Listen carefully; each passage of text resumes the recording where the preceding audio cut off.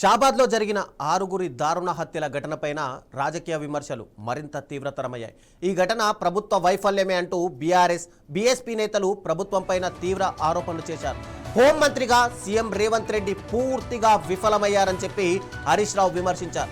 రేవంత్ నైతిక బాధ్యత వహిస్తూ సీఎం పదవికి రాజీనామా చేయాలని డిమాండ్ చేశారు. పోక్సో కేసు నిందితుడిపై సకాలంలో చర్యలు తీసుకోకపోవడం వల్లే ఈ దారుణం జరిగింది అని చెప్పి వాళ్ళు విమర్శించారు. ఇక బాధిత కుటుంబానికి ₹1 కోటి పరిహారం ఇవ్వాలని డిమాండ్ చేశారు. పరామర్శించడానికి వెళ్తున్న మహిళా నేతలను అరెస్ట్ చేయడాన్ని కూడా వాళ్ళు తప్పుపట్టారు.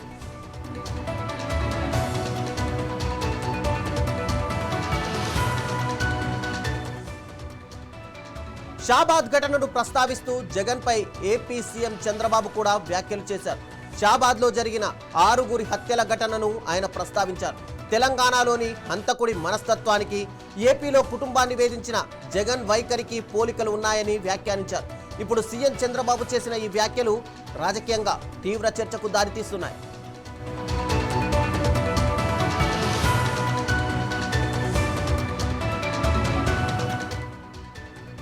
షాబాద్లో జరిగిన 6 దారుణ హత్యల ఘటనపైన టీఆర్ఎస్ అధినేత్రి కల్వకుంట్ల కవిత తీవ్ర ఆవేదన వ్యక్తం చేశారు. ఈ ఘటన అత్యంత బాధాకరమని పేర్కొన్నారు.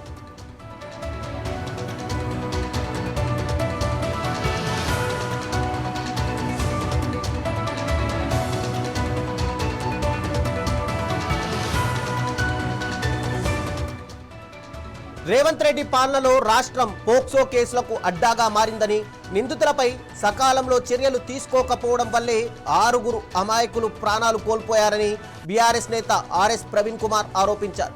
ఈ ఘటనకు పూర్తి బాధ్యత ప్రభుత్వానిదే అని ఆర్ఎస్ ప్రవీణ్ కుమార్ పేర్కొన్నారు.